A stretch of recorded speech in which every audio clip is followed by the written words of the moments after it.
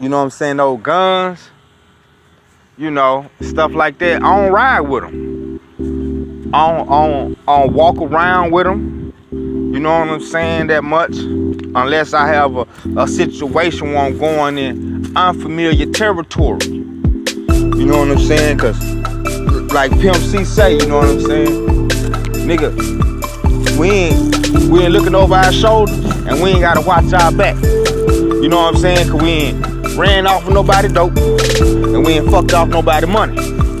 You know what I'm saying? Long as you ain't did nothing to nobody people or you ain't messed with nobody money, man, you can walk outside with your eyes closed and won't bump into a brick wall. You ain't gotta worry about nothing, cause you ain't did no foul and fake phony shit. You stayed real to the, you know what I'm saying, to the G code, you know what I'm saying, to the supreme codes of honor and integrity. You know what I'm saying? I don't care if it's easy when a dude drop, you know what I'm saying, $5,000 right there out his pocket. You know what I'm saying? If you mess with him like that, and you call him up, say, hey man, you drop something, and you give him every penny, every dollar back, and you watch him count it and make sure it's all there. That type of integrity, you know what I'm saying, has a long-lasting, everlasting bond and friendship that you would get dealing with individuals. You know what I'm saying? This dude will lay down his life for you, man. You know what I'm saying? Lay down his life for the rest of his life for you, man. That's why you gotta be very, very careful. But like I said, you got this thing called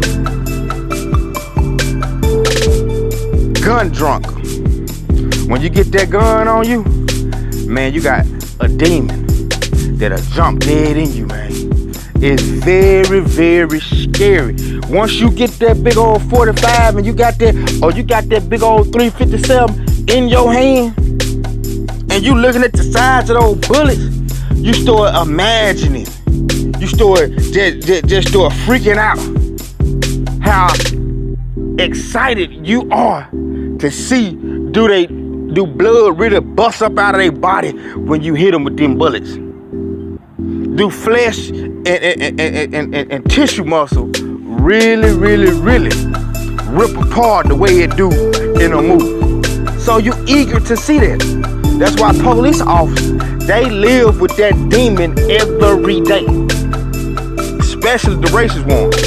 Police officers are required to spend a certain amount of hours at the gun range, busting that gun, shooting that gun, so they can stay sharp on their training, because that's part of their tools of their occupation. So just like a carpenter, he got to be skilled with that ruler and with that hammer. Just like a person that's good with fixing cars, a mechanic, he got to be skilled with them screwdrivers and those socket wrenches. So you got to get skilled. I mean, you got to practice on it every day, you know what I'm saying, as much as possible, and you get better and better at it. So that's one of the things with the police officer. But while he is at this gun range, he getting tired of hitting that paper. He really wants some real live actions to see the devastation, the impact, the force of this powerful weapon that he's been seeing and that he's been hearing so much about. He got a 9mm on his waist, and he's heard how this bullet can explode bones on contact. He's heard about this. So now he's out there in the field and he's looking around. He done pulled somebody over, and the person, he said, man, it may be a white officer pulling over a black guy. He's already plotted in his mind, man, I really, really want to shoot somebody just to see how it is. He's trigger happy. It's a demon that gets on him. And then what he does, he look around, he look to the left, he look to the right, and he shoots a young black man down innocently that has no weapon on him. Shoots him down. He goes to the car and say, hey, can I get your license and registration? Oh, he's got a gun. Pow, pow, pow, pow, pow. Then they tell a lie and they make up their story on the way to the police station and never do one day in jail. But the reason behind him having that type of intensity to do something like that is because he's gun drunk. He's got that demon on him from carrying that gun. You gotta be very, very careful when you dealing with a certain individual.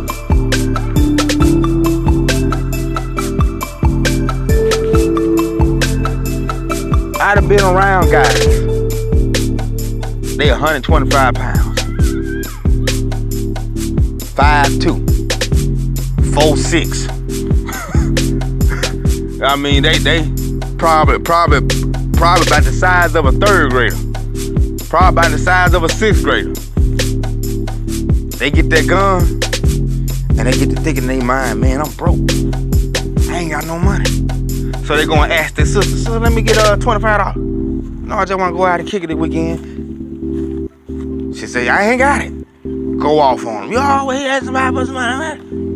He go ask his brother, let me get $25. He said, man, I just paid my probation, or I just paid my child support. He ain't got it. Mom, let me get $25. Son, you gotta check him when I get paid next week. He asked one of his friends, hey bro, let me get $25. He said, man, I ain't got number 2, you want that? So then he walks and then he started feeling this anger in him from having less. And then he gets aggression in him. He said, man, I'm finna go out here and get it. Usually that person will go on, probably drink them a pop, sit down, watch the football game, and never think about that $25 no more. But once he got that big old Desert Eagle on him, that 50 caliber, or he got that 38 on him, 15, 16 years old, the first thing comes to his mind is him having to deal with the communication from that demon, telling him, only thing you gotta do like you do in the movies, pull that gun out and point it at them, and they gonna shit their pants. And they gonna give you everything they got in their pocket. And that is true. It's just that easy. That demon will get so deep inside of your thought and your meditation to where you will leave out of your area, out from your side of town, and walk all the way on the other side of town. And then you will begin to plot and try to find you somebody to rob. But it's very, very easy once you pull that gun out. 9 out of 10 people gonna shit their pants. They gonna pee on themselves. And they gonna give you everything they got in their pocket before you even ask. But you got to do a lot of time. And so you got this kid that's a teenager, and he pulled the gun out, and he robbed somebody. And next thing you know, the police coming out, he probably got $500 off this person. That's more money he done seen in his entire life. $2,000 off a person. But then he go back home, and then a week later, the police knocking at his door. He's been pointed out and identified by witnesses and the person that he robbed. So now, he's looking at 10 years in prison. Just that easy. You got to be very, very careful carrying those guns. Like they say, I'd rather be caught with it than without it. That is true. But if you got it, get it and take it with you where you're going. There's probably a place that you should not be going. There's probably a place. If you say, hey man, we're gonna go over here on the west side, man. Well, them west side cats over there. We had having a party. Man, we got to fighting and a whole bunch of stuff happened with them west side guys. 2 times that we done went somewhere around them. Oh, don't worry about it, I just bring the gun. Then you wind up bringing the gun. You should have left it. If you gotta bring the gun, if you feel you really, really need it to go where you going, you probably shouldn't be going where you're going. If you really need that gun to go do what you finna go do, then you probably shouldn't be doing what you're doing. If you know you going over here on the east side to go buy some narcotics, what's gonna happen is you gonna wind up getting tested by somebody that's trying to rob you, and then you're gonna be forced to pull that gun and have a shootout to survive, and now you're going over to get $100 or $200 worth of narcotics, but now you're doing 5 to 10 years in prison. If you had left the gun where it was and then not took yourself in the place where you was going to get to receive the narcotics or do negative activity, you wouldn't have to need to be in that situation in the first place. I have learned very, very, very intensely going places without a gun. I learned that, hey man, that's very, very hard to do. But I've learned as I got older, people that's 30, 40, 50, 60 years old, these older people, they go places and they never have a gun on them. And they never ever need one. And they never ever get into a situation where they need one. Something can happen with anybody. People die with guns in their hands every day. Trust me. The police shoot cats down all the time. They got guns in their pockets. Guys pull their gun out, they got the drop on it. The drop meaning they was able to pull their gun out and have it pointed at you, trained on you, before you even got a chance to see them. When you turned around and noticed them, their hand was already on the trigger with the barrel pointed dead in your forehead. There's nothing you can do but try to reach and die. People die like that all the time. People are murdered viciously with their gun still in their pocket. So a gun can't save you. So what can save you? Your mind and your mouth and your movement, how you moving out here. The way you move when you carry yourself can trick a person and believe that you're not intimidated. And they see that you're not fearful. They think that he gotta be carrying a gun. We just walked up on him, caught him off guard. He didn't even run. Then he went to clutching like he got something in his waist. Things like this save your life. I learned how do these old people, these church-going people, walk around the same streets, the same communities that I walk around in. Let's go to the same stores that I go to. And they never need a gun. They never need a gun.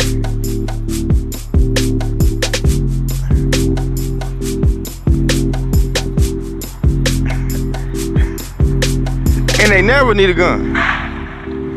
That is something that puzzled me. You know why? It's the way they're moving. They're not using their mouth to be very, very disrespectful. The Bible trains and tells and teaches us that soft tongue turns away wrath, but a harsh word invites evil. And what that mean is, you saying, yeah, on the set, yeah, you throwing up all these gang banging, and yeah, on blood, or yeah, on Crip, or yeah, on G, or yeah, on V. And you going around, this person may see you got on all that red, but they respecting you as a black man first. They respecting you as they brother first. And then you haul off and say, yeah, and say derogatory things to disrespect them and their organization. Now guns is drawn. And why did this happen? You could have been a black person that walked on about your business and was able to live your life. But you chose to speak harsh words. Hard words. A harsh and wicked tongue will bring evil and wrath up on you. But soft words turns away wrath. Soft words meaning speak to a person with respect. Speak to a person like their life is in your hand because you don't have a gun. So you're going to talk to them like I'm trying to live. So I'm gonna speak to this person with some soft words, some kind words, some respectable words, and I'm not gonna do anything to tick them off at this moment. I'm gonna get out of this situation with my life. And I not saying some on crib, on blood, shoot me. That's why a lot of these young cats is dead. Not because what organization they affiliated with, but the disrespect that they push and they force on other individuals. You can be from a street organization, but that don't mean that you gotta go around because there's 15 of y'all and only 5 of them. Now y'all gotta think y'all gotta bully them. That's why a lot of your homeboys is in the grave. I've seen so many individuals who lose their homeboys. Oh man, my homeboy got killed. Man, with this. The reason why he got killed because you started the BS. It was 10 of y'all, only 2 of them, but you didn't know they was ready to blow. And you entice your homeboys to run up on them. And that's why 2 of your homeboys got shot in the head. Cause you didn't know that this man was packing a semi-automatic weapon that was gonna let off 10 rounds in 10 seconds. 10 rounds in 2 seconds. You didn't know that. You didn't suspect it. You figured it can happen, but you didn't understand fully how fast it can happen and the damage that can be done, all by your harsh words and your wicked, disrespectful mouth. Got your homeboy shot in the head. Now it's 10 of y'all, 2 of them. They let them shots off first. Guess what? Y'all 10 had to run and flee. Y'all had to retreat. So 2 made 10 run, but 2 got 3 dead. That's why a lot of individuals get killed, not because of your street organization affiliation, but because you got some disrespectful homeboys amongst you that's gonna get your damn head blown off. Nah, man, we move right, and one thing a man is able to do is to respect another man. Long as he ain't acting like no thief, trying to act like no bully, trying to be disrespectful, I can respect him because he's not bringing harm to me and my people. I got to respect you because you're a type of person that even if we from different street organizations, if we needed to come together to protect our people because we had a common enemy, I can work with you. But some of these cats, you can never work with them. They too wicked, they too disrespectful. They think because they big or they got muscles or they got 50 guys that's running with them, they got the upper hand. And they don't. That's false pride. That's false perception. Your perception, you think you got the upper hand, but that's only something that's allowing the demon to tease your mind with long enough to get you killed. And it's never the big mouth dude that get killed. The big mouth is the one who's standing right there talking, instigating the drama. He sees the drama getting started. So he's the first one to know, oh shoot, he got a gun, he run and retreat. Oh shoot, he got a knife, he move out the way. And it's always the one that's hanging with him that's not instigating and not starting stuff. The innocent one, the good brother that's hanging with him, always the last person to see it coming. It always the big mouth game banger that get his homeboy shot dead in the head.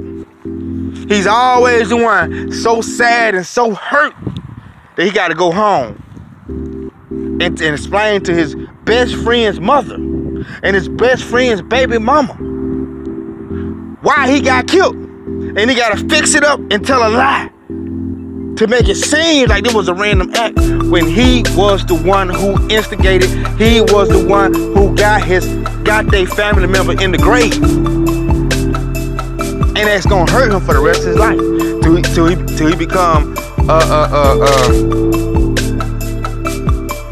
suicidal, drinking a lot, using drugs excessive, because he really don't have the guts to blow his own brains out. So people got other ways to try to commit form to suicide. I've seen individuals who was toting them guns and robbing and jacking and stealing and killing, and they do 10 years, they do 15 years, they come home with strict probation guidelines. They get that parole. They come home with strict parole guidelines. They let you out, but they waiting. They can't wait to put you back in there. And the first thing they tell you, you cannot be associated with other people that's felonies or people that's carrying guns. And they mean it. So when you get caught with that gun, you automatically go back to prison for 5-10 years. If that gun is fully automatic, or got a silencer on it, you get 20 years. So I started seeing OGs come home to the same hood, to the same block, to the same trap, and they was moving and walking around while the young G's got their guns and ready to blast, ready to bust. They busting off every day. And them OGs walking straight through all their gun smoke with no pistol. I had to ask my cousin one time, I said, man, you know, he just did 10, a hard 10. And he come home, and he go and pick up some packages over here. He may go pick up a loaf of bread over here. Me, I'm thinking in my young mind at that time, shit, I ain't going nowhere in the street. You know what I'm saying? Without a blower, without a flashlight. You know what I'm saying? I might need to shine some light. You know what I'm saying? And I asked him, I said, man, how you be moving around? Nah, I asked him, I said, man, how you gonna pick up that loaf of bread and pick up those packets of crackers and stuff like that? And you know, you gotta go pick that up with your hammer, with your flashlight. He said, bruh. I said, you know, with the felonies, you know, with the felonies and stuff like that, you can't be around. I said, how you maneuver like this so smooth? He said, man, I don't have that hammer. I can't have that hammer.